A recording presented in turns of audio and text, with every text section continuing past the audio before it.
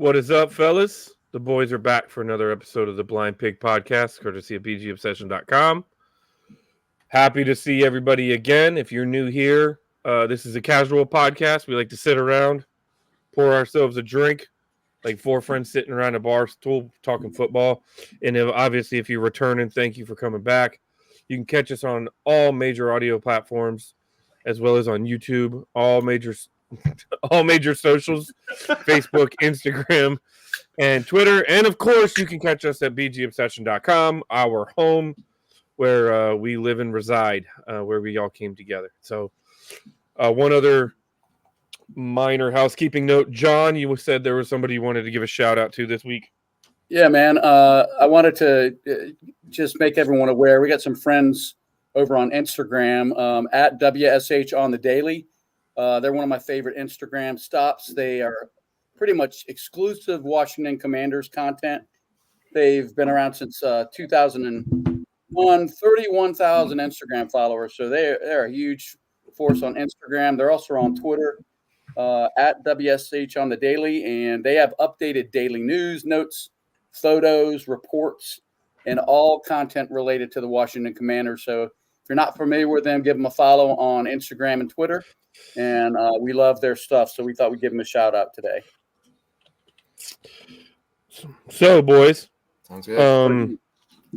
Looking at the notes here, nobody had us. Oh no, John was pretty damn close. Washington 35-16. Wait.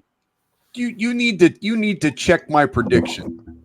And Bob was pretty damn close at 32-14. Tony Nice. and I had us within a one-score game. Yeah. And then Paul had us winning a little convincingly at 24-17, and then Mark 27-22. So John and Bob nailed it. It was an interesting week because, we talked about on last Monday night, we talked about how this kind of had a little bit of a trap game vibe to it. And I don't know if you guys noticed, but that kind of became the theme on Twitter, especially all through the week. I started hearing that people being concerned that, and I think the reason for that is not that we're super smart and everything, but I think it's just a universal Washington fan thing that is exactly the kind of game that we would normally blow, that we would come in, we'd have some success, maybe have a surprise, strong win or a couple wins in a row. And then we go in against a team that everyone thinks we should beat and we get our ass shellacked. So the fact that it didn't happen, and not only did it not happen, but we went out there at home and we pretty much, which we're going to talk about obviously, but we pretty much dominated that game. And it wasn't a perfect game. It wasn't like it was our best game by far necessarily. You could make an argument, I guess. But I just think it was so non-Washington-like just in recent years. And I think that's why people enjoyed it so much. And I think our general reaction in our chat room, we have a great game chat every game day on BGO. And I think our sense was we don't even know how the hell to act. We're not used to this, and we're not used to a game being over going into the fourth quarter. And I know our friend from Bavaria, Mark, is going to make some comments in a minute here. And that was kind of his overwhelming sentiment was, wow, I mean, when's the last time you were bored watching a game because we were just had it in hand in the last quarter? Long time. Yeah, really. Yeah, it was pretty wild. I think we all kind of figured. The other thing, to your point, John, and just to elaborate, is how many times in the past have we been a get right team? A team is struggling, and we seem to be riding a high, and they come in, and we're clearly should be the better team, and we end up squandering it. I can think of in the past losing. I believe did we not lose to like an 0-6 Giants team or something not that long ago, and some other teams that are just flailing as their seasons are falling apart. You know what I mean? Did you say they were flaccid? I thought they were flatulent. I was like, flatulent. That was a flaccid. I caught it. Yesterday. That's right. But Definitely wasn't flaccid. But how many times have we been a team that the team they'd circle it and they say, "All right, we're playing Washington, we'll get right." So we can dig a little deeper into the weeds, but in the past, that's been a game that we usually just give up. So what I thought we would do is our brother from Bavaria, Mark, is chiming in after he catches the game. So I figured we'd start with his just general reaction, and then we'll pick him apart after we get done listening to what he has to say. I am not breaking down this game. I've had a chance to look at the consolidated version, and I had a chance to go through it on Game Pass today. So without the advantage of doing it in real time and getting the emotional reactions, but I got to tell you, my takeaway is less about the football itself than about the big picture on this. So I'm going to do things that Washington fans haven't been able to say for a long time, in no particular order. We have played 5 games in 2025, and none of them have been flat. We're used to seeing our team coming out flat. It's been happening for 30 years. It has not happened in 2025. That's something we haven't seen for a long time. Things that we haven't been able to say here for a long time. Our team is fundamentally sound. All 3 phases. The special teams are solid. The defense is coalescing remarkably, even against bad teams. Granted, Browns are terrible offensively. More on that later. But they're fundamentally sound. It's a well-coached team. It's been a long time. Things that Washington fans haven't been able to say in a long time. Part of being a fundamentally sound team is making in-game adjustments. We are making in-game adjustments, both sides of the ball. It's been apparent now for a couple of weeks. The Browns started quick defensively. They challenged Jaden Daniels in a way he hasn't been challenged. They challenged Cliff Kingsbury's scheme in a way it hasn't been challenged. What happened? We made adjustments. We also wore them down defensively for reasons that we'll discuss later, I think, but we make in-game adjustments on a regular weekly basis. That's something Washington fans haven't seen in a long time. Things that Washington fans haven't been able to say in a long time. We are one hell of a screen team. If you've been watching this team play for the last generation, Washington does not do well offensively on screen plays. Guess what? In 2024, this is a solid screen team. I think there was clearly a home field advantage. It's hard to say that at FedEx Field, and it's hard to tell watching on TV. I hope that those who were at the game will report in on that. But you sure got the impression that that was a Washington crowd at home. Hard not to be when your team is routinely kicking someone ass. But good Lord, it's been so long since a home game felt like a home game. Probably the RG3 times. Something special brewing out there, and I get to be in the stadium in a couple of weeks for the Bears game. I can't even begin to wait for that. So, the last thing that I was going to mention, that things that Washington fans haven't enjoyed in a long time, is a boring win. The fourth quarter is brutally boring in a wonderful, absolutely wonderful, I'm going to go open another beer kind of way. I don't think that I am hyperbolizing here, my friends. The last time I can remember boring wins was 1991. I've watched every Washington football game, probably with very few exceptions, maybe a half dozen games I have not seen in the last 40-something years. Boring wins are hard to come by in the NFL, and we just saw one. Things Washington fans don't get to say very often. So real quick on this particular thing, Jaden was great. He reacted well. He fought back well when things weren't going well. The defense flew around, made plays, closed gaps. I'm going to credit a lot of the defense's success for just how awful Desean Watson and that offense are. I was thinking coaching malpractice for not benching Watson about halfway through the second quarter.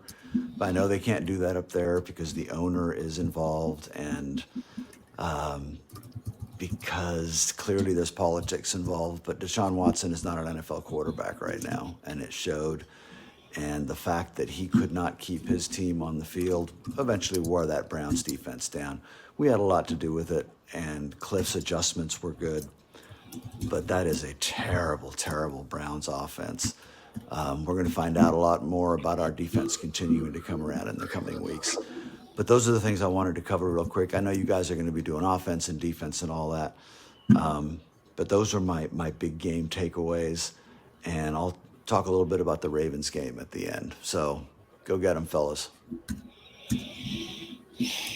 So, yeah, Mark touched on the board during the fourth quarter. Although I will say in chat, we had several people that were still, paranoid as hell that somehow they were going to come roaring. I thought that was a little ridiculous, but I get it. I do get it. It was a little passive excitement of let's not even give the football gods a reason to, get us in the years past. Like that's the kind of stuff that would happen. But I think you actually said it, John, but right before kickoff, it's time to exorcise some demons. And I think we exorcised the living hell out of some demons on Sunday. That was wild, man. That was a different type of game than I expected. That was a dominant effort. It was total control. Yes, Desean Watson was not playing very well at all. But I mean, we sacked the guy 7 times. You know what I mean? At some point, we do have to give our defense the credit it deserves. Watson was missing some open guys, but that was the first time our pass rush really kind of took a step forward, and it was coming from everywhere. Luvu had 2.5 sacks. He had the kind of that opportune interception, quasi fumble situation. I think it went down as an interception, but I'm not 100%. But yeah, the D-line showed up, and Armstrong laid a lick on Desean Watson like we haven't seen in years. And it was totally legal. It was completely clean, but he set a tone, and I want to say it was about midway through the second quarter where it was like, you're going to feel this game after we're done with you. Yeah, and then, granted, Cleveland offense does suck, but then we did what a good team's supposed to do, and make them look like a bad offense. And they weren't in the game at all. And like you were saying, the big hits were great. This week, we're starting to see the defense come around to what Joe Witt was saying and putting their bodies on people in a violent manner. I really got a kick out of when Sandstro put a big hit on Watson as he was scrambling, and then Watson got all butthurt out of bounds and had to shove him back. It was totally clean, though. Yeah, it wasn't totally even close to being a bad hit or dirty. Yeah. To comment on Mark's comments. First of all, the old guy's starting to look pretty natural with that ball cap on backwards. I don't know what anybody else thinks, but it doesn't look so strange anymore. And it may actually look strange if and when he has to turn it back around.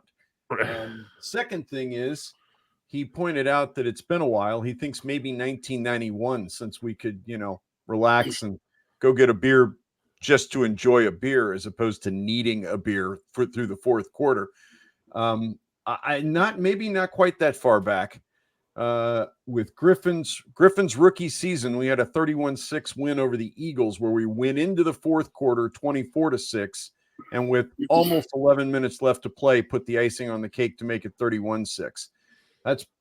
That's the last one I can remember. I haven't been through all the intervening years, but nothing jumps out at me under Jay Gruden and who was the last guy? Rivera. Ron Rivera. Yeah, sorry, Coach. I wasn't trying to be tacky. That actually was me with a brain fart, not because I've got bad thoughts about Ron. It was mostly forgettable. So, I heard today. I don't know if this is right or not, but I heard today that it's been since 2008 when Jim Zorn was running the show that we were 4-1. Hard to believe that Jim Zorn got us to 4-1, but he did. And we finished 8-8. Yeah. I just wanted to run through some, just in case somebody checked out at halftime and doesn't realize how much we dominated that game. Again, despite it not being a perfect performance. First downs, we had 19 to their 12. This is a mind blower. We limited the Browns to 1 for 13 on third down attempts. 1 for 13. That's like 7%. 434 net yards to the Browns, 212 on offense. 215 rushing yards to their 104. 219 net passing yards to 108 for them. 5 penalties for us to their 9, and we won the time of possession again. Yeah, so, you heard that right. We ran and threw for more than they did as a total yards. We ran for more and we threw for more. That was nuts when I looked at that. All right, so go ahead. Sorry, Bob. Well, I was just all right. I don't know what we're going to talk about tonight, but looking at the box score, one of these bizarre things, and this is on ESPN. It's got to be a misprint, but Jeremy McNichol has the most interesting score line I've ever seen in a box score. He has 7 rushes, 7 carries for 44 yards, 4 total tackles, 2 solo tackles. It's got to be a misprint, but I'm thinking. Or is he on special teams? He might be on special teams. He's everywhere. Yeah. I don't know. Maybe it's special teams, but yeah, he's on coverage. Is that what it is? Is special teams? Yeah, because he's the only offensive guy I think I see on the deep stat list. Oh wait, no, there's Zach Ertz. Never mind. Zach Ertz is on the defensive stat list too. Got to be special teams. I didn't realize they put special teams on the defensive list. That's cool. Okay. So talking about rushing, obviously Daniels was our lead rusher again, 11 for 82, including that 134-yarder. Eckler, you saw the minute he got in there, he did have the fumble along with Terry. I think we recovered Eckler's fumble. But anyway, with a really heads-up play, Zacchaeus running 70 yards downfield. Yeah, it was awesome. He was on the total other side of the field and just sprinted the whole. You could see the minute. You could see the minute they got him in the game that he just gives a whole other. He's just a whole other weapon. He's not as cute as that little girl though. But McNichols contributed with a touchdown and some yards. But I thought it was kind of odd game for B-Rob. He only ran for 18 yards, 7 times for 18 yards, but he had 2 touchdowns. Yeah. So he made the runs that were most important. And not only did McNichols get some carries, he might have had the most heads-up play of the day, which obviously it didn't matter. We were up by 3 scores, but third down, I think there was about 4.5 to 5 minutes to go. It's like 3rd and 11, and he took a draw play, broke it, ran, got about 22, 23 yards, and then he laid down inbounds. I mean, obviously, even if he had gone out of bounds at that point, they're not coming back, but it was still just that well-coached, heads up, knowing what to do in the moment. I don't know if you guys realize this, but was it 2 games ago, Jay Gruden did a film breakdown that the long touchdown pass to Terry, McNichols was the reinforcement block on the protection and ended up doing basically a suplex of a blitzer. Mm-hmm. So that guy's not playing every down, but when he's coming in, he's prepared. He knows what his job is. He knows what he needs to do. He's very well of the circumstances in the situation. That's something we've missed. You know what I mean? They're prepared all the way back to the 3rd and 4th string running backs. Is anyone else blown away by our special teams this year? Because man, our return units are, first of all, we are returning kickoffs and punts really well. We had 2, Zacchaeus continues to shine.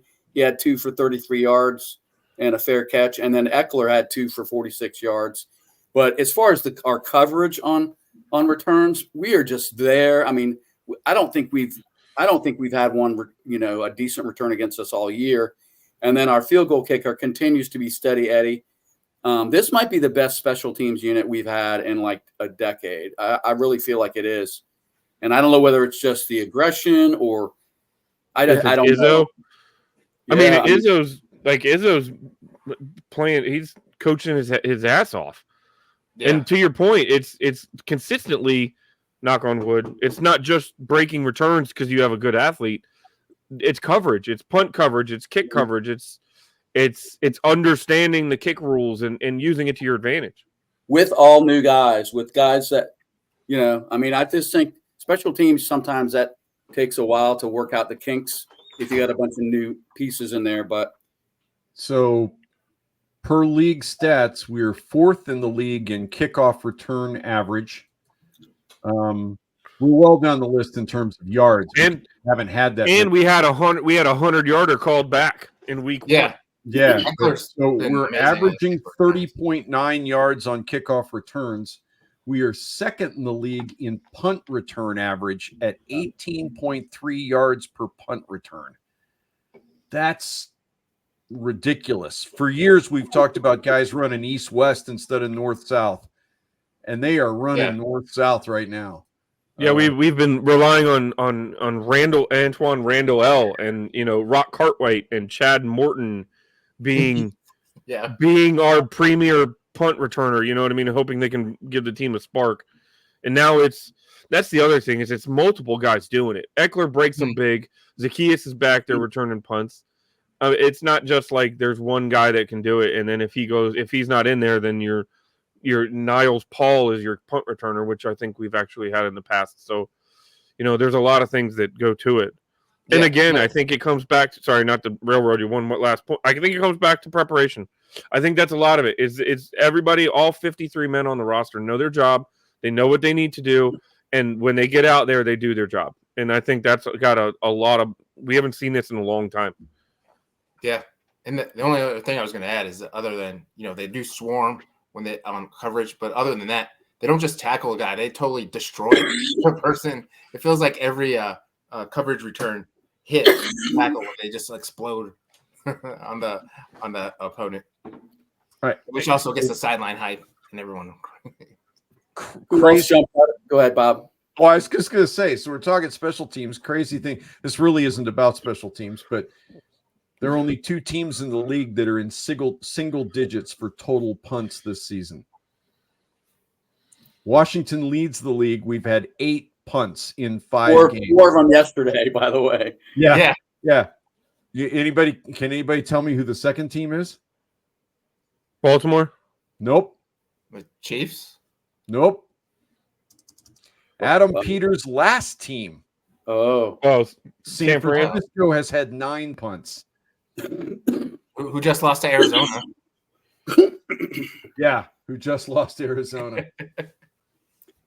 So I was really another guy that jumped out at me yesterday was McCaffrey. Man, I think he just looks like he looks like one of these Sundays he's gonna catch 8 and a couple of touchdowns. He just seems like he's coming on. Is it just me? Is that just wishful thinking on my part? But no, I don't think it's wishful thinking. I think the young man, we've talked before. I'd say we've talked before. I don't know. Maybe it's me listening to guys talk about it before, but skill position players who have a history at the quarterback position seem to have an innate understanding of the game that a lot of other players don't have. They've had to look at the field in a different way. Yeah, Logan Thomas is a good example of that. Logan Thomas, I'm thinking Taysom Hill in New Orleans. These guys they've got the brain of a quarterback and a body playing something else. And if the roll of the genetic dice had been slightly different, they'd be quarterbacks. And it's incredible to me watching some of these guys. And I think McCaffrey is going to be one of those kids that in 2 or 3 years, people are going to look at and go, how the hell did he slip to the 5th round or wherever it was we took him? Well, and the other part of that is he spent the last how many years watching his, talking to his older brother, learning what it's like to be an NFL superstar. I'm not saying he's going to be a superstar, but listening to Christian, who's been in his 8th season in the NFL now. I mean, That's twice as long as the average career goes. And Christian McCaffrey is widely regarded as one of the best in the game at his position. So that he's going to Thanksgiving dinners and family vacations and stuff. So and then his dad having an understanding of being at the top of his game. So he's got a different level of understanding of how to manage being an NFL, playing in the NFL. Yeah. So we saw Phil Mathis made some plays yesterday. That's really the first game I've seen him where I noticed him, noticed him in a positive way. I don't know. Did you guys catch any of that? No, same. I thought it was his first game to me that stood out for him. There was one play he totally blew up the center or guard, and then he batted the ball down. I was like, "This." I know a lot of fans have been like, he's another busted, another reach, Rivera draft, guy that's not going to live up to the hype, and maybe he won't. But it's nice to see him, being a part of things and making positive plays out there. Well, the other thing I think I noticed more over the last 2 weeks, him and Newton in the game at more pivotal times too. It's not just Allen and Payne. So you wonder, a lot of people are complaining about Allen and Payne's production, but you wonder, I guess I would need to go back and look at the snap counts. I would be curious how much they're actually on the field and if that's having that's having an effect on their quote unquote production, because there were plenty of times over the last 2 weeks I saw Newton and Mathis being the two interior D linemen, and it's not just on 3rd and 26. You know what I mean? It's right. They're at important times. They're second and 4, 2nd and 5, 3rd and 2, big moments in the game. Anyone got anything negative that they want to talk about from yesterday's game? I wouldn't call it negative. I would just say it's more of a testament that we did not look outside of Jaden Daniels' bomb to Terry for the first 20 minutes of that game. The offense was not what we had seen over the last 3 weeks. And to your point earlier, they made adjustments, but it's more of a testament to become a positive that, you know what I mean? We left a lot of meat on that bone, and we ended up and we had the game that we ended up having. Yeah, I don't want to call it a negative, maybe a marginal concern. Mariota didn't exactly look great when he came in mop up time. Granted, Kingsbury probably wasn't calling a wicked game where he was trying to get yards, but Mariota, granted, he's coming in off 5 weeks on the injured list, and he really didn't get any time during preseason. But he's supposed to be our number one backup behind a kid that's got the world got a tiger by the tail at the moment. I'm just I'm a little worried about what happens if Jaden can't play a game or two. That's all. I almost wonder if Driscoll's the guy. Yeah. I thought, and this is probably too strong of an adjective, because I wouldn't say Daniels looked rattled, but that first couple of series, that's the closest I've seen him to looking uncomfortable, just not totally 100% poised. But then all of a sudden he was, so I don't know. I'm not smart enough to know what the adjustments were that they made, but obviously it got better as the day went on. The one bitch I have, and again, who the hell am I to criticize someone like Zach Ertz? But I've been kind of disappointed in his play the last couple of weeks, and especially yesterday. He's 2 for 8. He puts the ball on the ground. Maybe he didn't put the ball on the ground yesterday, but he's made some mistakes. No, he had a noticeable drop. He had one that I think we all said in the chat was like, that's a ball you got to catch. I want to say it was a 3rd down, and it was like a 3rd and 6 or 5 and he was kind of coming across the middle, and the ball just was a pipe right into the hands. And I think it was a little contested, but it's a catch he's got to make, and I think it's one that he probably agrees. I guess just like with Eckler, I was excited to get him, and I still am excited. I hope he can pick it up a little bit, because I don't think he's like too old to be a factor. I think he's still got some gas in the tank, but I don't know what's going on there. He just seems like he's one of the few guys that's not exceeded expectations for me. Now I got to go look up the stats for the team because now you got me curious. He did not have a great game yesterday, no. But if we look at the receiving list for the team, he is second at 160 yards. He's got 17 receptions on 24 targets, 9.4 average, 21 long, no touchdowns yet. I think his first couple of games were pretty solid. Maybe that's why I'm. Yeah, and I think the Bengals game he hasn't done as well the last 2 weeks as maybe he did early on. But and he's not vintage Zach Ertz. The other thing, to your point, John, he was wide open, streaking down the middle early in the first quarter, and Jaden missed him.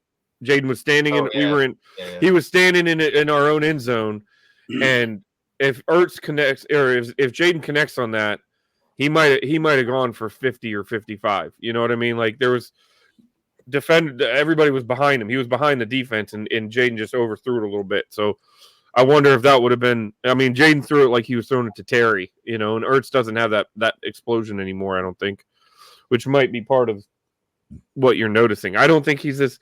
I mean, he's older. I don't think he's as crisp as he once was when he was terrorizing us. That's fair. I don't think he's has explosive, but I do think he can be a guy. But to your point, Bob. Also, I mean, you said he's second, but look at who's third, fourth, fifth, and sixth. I mean, I bet you those four are pretty widespread. And not, you know what I mean? Like Deami Brown had a big catch this past weekend. A couple big catches. Yeah, Zacchaeus has had a couple big game or two. Noah Brown has had a big game or two. Third is Eckler. He's got 11 receptions on 11 targets. Like to see that. Fourth is Zacchaeus. He's got 11 receptions on 15 targets. Then Noah Brown. He's 9 for 10. Luke McCaffrey is another member of the 100% club at 10 for 10. And then Deami Brown, 7 for 9, 94 yards and a TD. Oh, and then down there at the bottom, Trent Scott's 1 for 1 with a touchdown. Oh, yeah. But what a one. Yeah. Yeah, I feel like the way this offense. Go ahead. Sorry. I feel like the way this offense so far has been dictated is, obviously Terry is the main guy, and then whoever's open, Jaden Daniels just finds and it changes week to week. It could be Zacchaeus, it could be one of the Browns, Eckler. So I want to see Senate, man. I want to see what that kid can do a little bit, but I guess I'm gonna have to be patient. I don't even know if he was out there, but he definitely, I don't think, got a pass run his way on Sunday. I don't think. The other thing that I think about when we're looking at this, Jaden Daniels hasn't needed a safety valve because it's his legs. Most quarter, you know what I mean? How many times is your tight end and your running back like the dump off to evade trouble, where Jaden is the one doing it? Like somebody in the chat called him a damn cheat code when he broke the pocket and he ran for like 50, and I think he went out at about the 10-yard line, somewhere between the 10 and the 5. How many times when the pocket's collapsing like that do quarterbacks have their tight end? You know what I mean? And that's just not where his game is kind of tailored.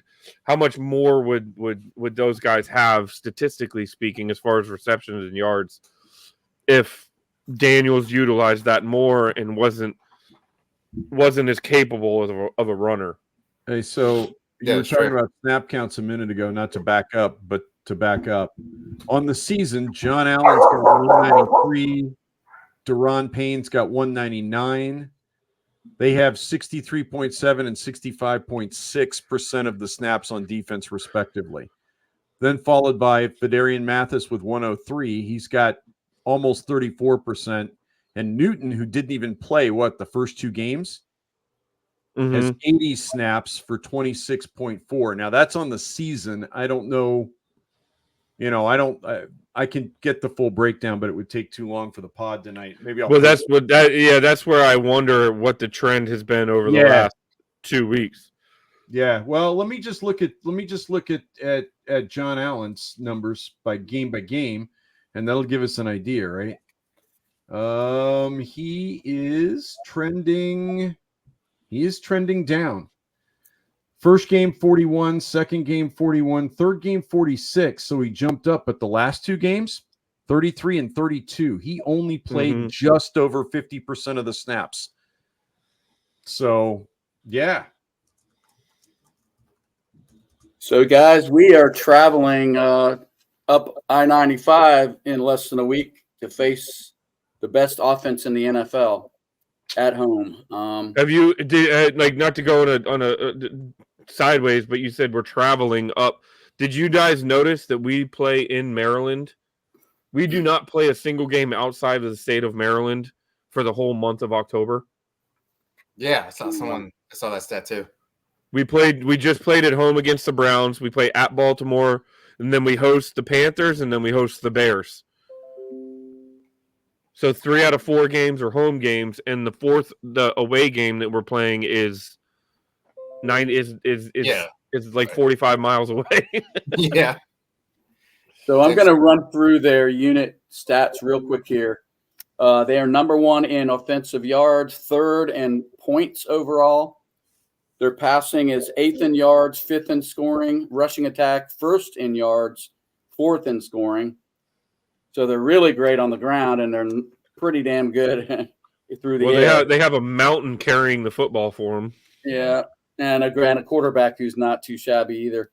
On defense, it looks a lot more promising. They're only 20th in yards, 26 against the points overall.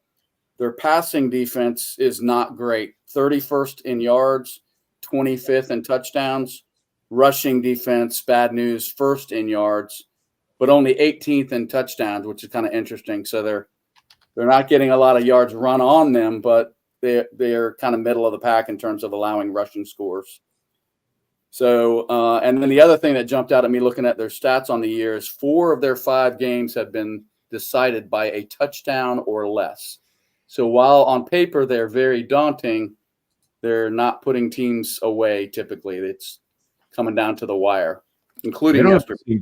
They don't have the same defense that they've had in the last 2 or 3 years. I think they're really missing that defensive coordinator.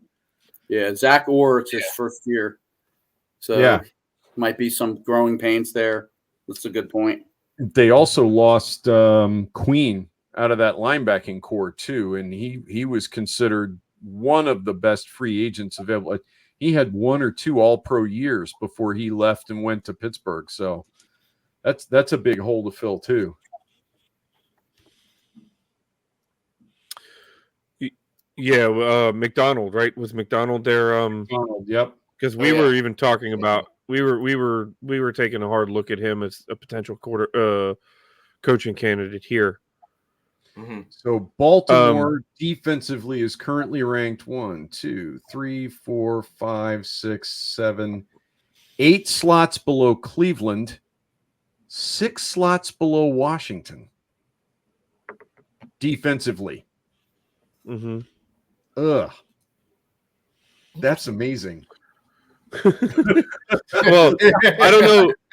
Our defense is top half of the league. I didn't realize that. Yeah.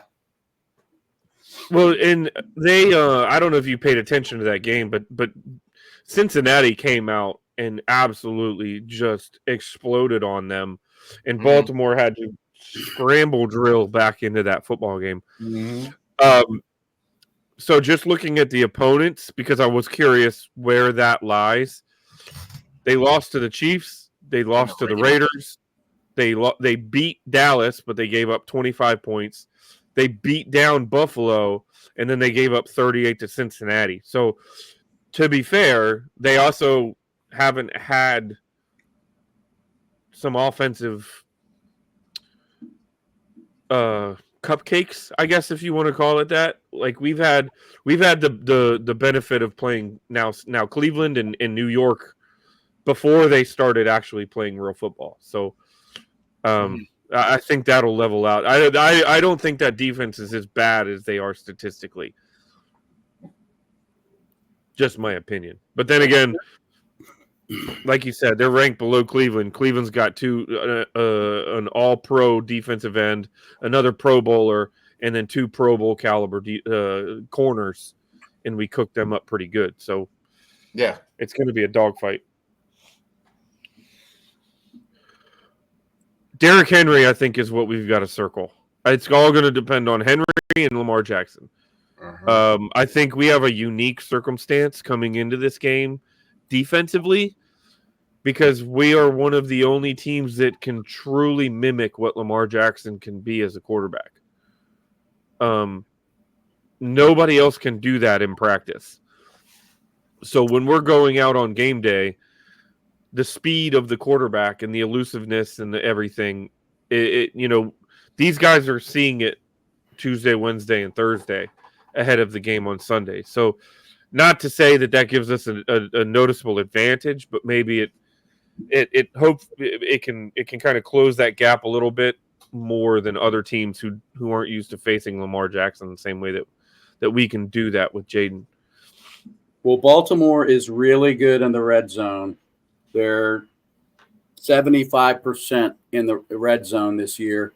The good news for us is they're almost as bad stopping teams in the red zone as they are good at scoring in the red zone. They're giving up 62.5% scores in the red zone against their opponent. So I think that bodes well for us in terms of the offensive side of the ball because we're very hard to stop in the red zone with just the quandary that Daniels presents and Cliff Kingsbury being first of all not being afraid to go for it on 4th down, but also being very unpredictable with what he's going to call. So I think that part of it gives me some hope. But they are very good, and stopping Derrick Henry, man, that's no small thing. That's the number one thing. And then also Harbaugh's teams are always known for special teams, so I'm sure they have a good special teams unit. And then of course Tucker, they're pretty much always in field goal range once they hit the 50. So that's another thing to factor in.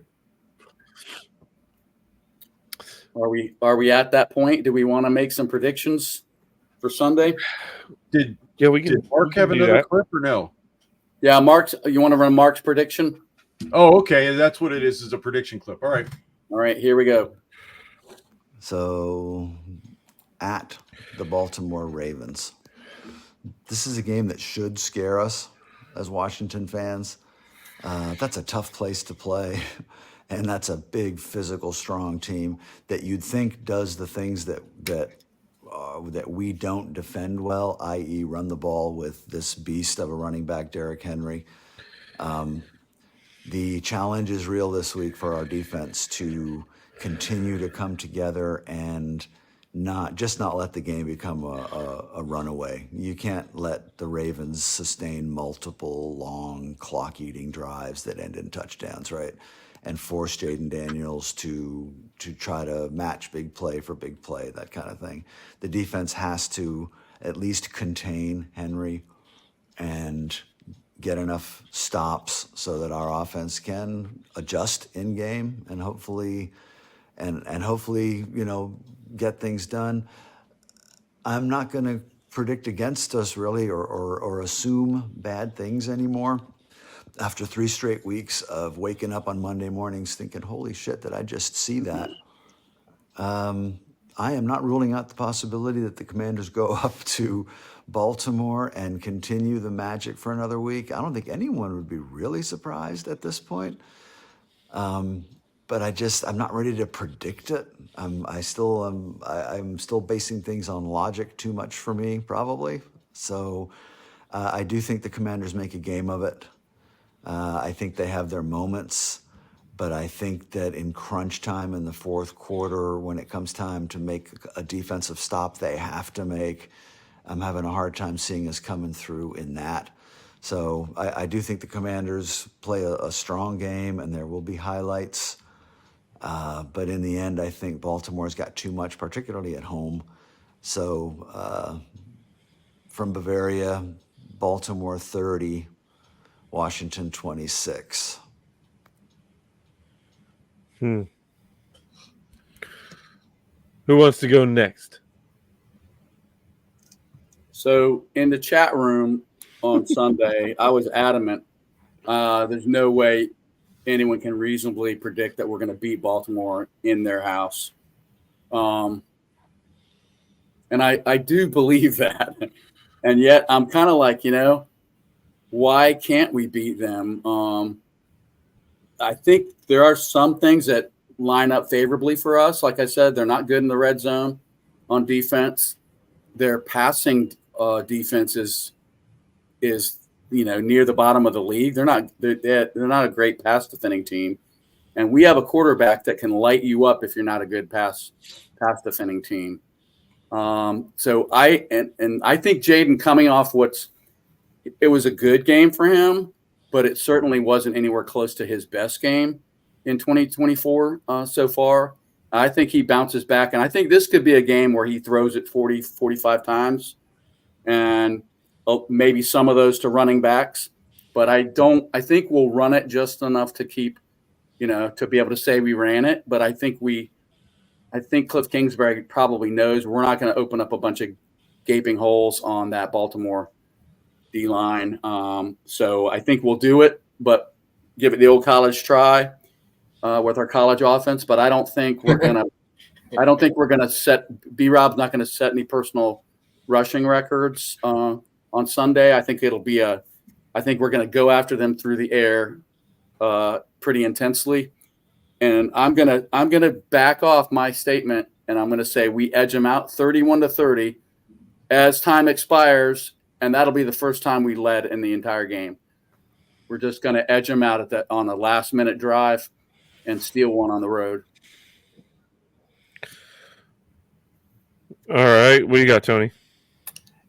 Yeah, I think unlike what I thought going into the season, I think this is going to be like two good teams just playing, two good teams going at it. I like our chances, but not enough for me to predict them to win. But like John, I would not be surprised at all if we win, just because of the way Jaden Daniels is playing, and if we can get like a turnover. But I think I'm going to go with 27-24 Ravens. They're just a little bit – I'll just give them a little bit of the edge at home.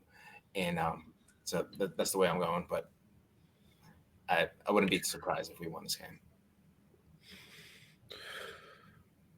You want to go, Bob? You want me to go? I'll go.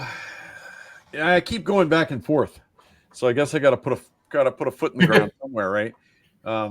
If you'd have asked me any time leading up to, I don't know, 2:30 yesterday afternoon local time here in Dallas, what I was thinking about tomorrow night or next week, I would have said Baltimore wins.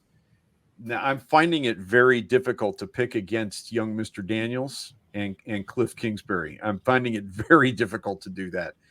I am developing a faith in Cliff as a play caller and a play designer that I haven't had since Joe Gibbs did that for this team. And if anybody can figure out, here's the thing: the single best way to keep Derrick Henry from hurting you is to keep Derrick Henry standing around on the sidelines. And I think Cliff and Jaden come out this week and put on a short passing game clinic. Like we saw early in the season when everybody was going, oh yeah, but he's not going downfield. I mean, he's got these high completion percentages, but he's not going downfield. I think we see a lot of 5 and 10 yard plays, and in scoring drives that eat up 8, 9, 10, 12 plays in 5 to 8 minutes of the clock. Right. And I think this game may see a season low for each team's, the number of possessions each team has. I'm not sure we're going to have enough possessions to score 30 points this game. So I'm going to say Washington 24, Baltimore 21. All right, hold on. All right. Hey, Derek, before you bring us home, I'm going to read Brother Paul's prediction here. Yep. We mailed it in. The Ravens are a reflection of everything we want to become, a consistent winner year in and year out that has the capacity of competing for championships with their punishing and physical style on both sides of the ball. We're still in the infancy stages of our ascension/growth. And I think Sunday will be a stark reminder of the amount of work that still needs to be put in to get to where we want to go. The Browns tried their best to make life miserable and uncomfortable for Jaden Daniels, and for a short time were successful in doing so by throwing the kitchen sink at him for a few series. They didn't have the talent to sustain it. Cliff was smart enough to make adjustments, and Jaden was able to overcome and do enough on Sunday to lead us to victory. This Sunday, I think it'll be a different story. Baltimore has the horses, unlike Cleveland, and is a far more polished and physical team. The Ravens stall our momentum for a week, but I like our chances of rebounding in the weeks that follow. Baltimore 30, Washington 17. All right. I'm not far off from you guys. I think that they know that how explosive our offense can be. I think they just got handed their ass last week on defense. It's going to be an uncomfortable week for them in their meetings. I think they come out, aggressive. I think they come out. Baltimore comes out rejuvenated. I think they do slow us down a little bit. I think they're a little more unique with their defense. I said in the chat I wouldn't be surprised if Baltimore sells out to contain on Jaden Daniels to his right, because that is where he has done so much damage this year. I think Baltimore ends up controlling this game a little more than we like. We come back to earth a little bit offensively. Baltimore 27, Washington 23. And I think it's a game that we look at and say, wow, coming into this season, we probably figured this was going to be a walk-away loser, and we put up a hell of a fight against a really good football team. It's going to be a test for sure. I think that's one thing we all agree on. Mm-hmm. That's right. So check out at WSH on the daily on Instagram and Twitter this week. I know they're going to be having a lot of good content, a lot of fun facts and stories and breaking news as we get ready for probably the biggest game of our season so far. I think we probably hyped the Cincinnati game up more than it should have been in our minds, but this one's definitely going to be the biggest test of the season since the opener against Tampa Bay. That's right. Also, and of course, oh, sorry. Go ahead, Tony. I was going to say, it's also cool that people like outside of our fandom want to see this game. Like other NFL fans just across, they're like, oh, this is the game I got to watch this weekend. So that's not something we've been able to say. I know. Oh. Hard to wrap your mind around, isn't it? That's right. Yeah. Well, fellas, obviously, if you're out there listening or watching, give us a like, a share, and a follow. Hook us up with some love there. And as we famously heard one day, that'll do, pigs. That'll do. Night, guys.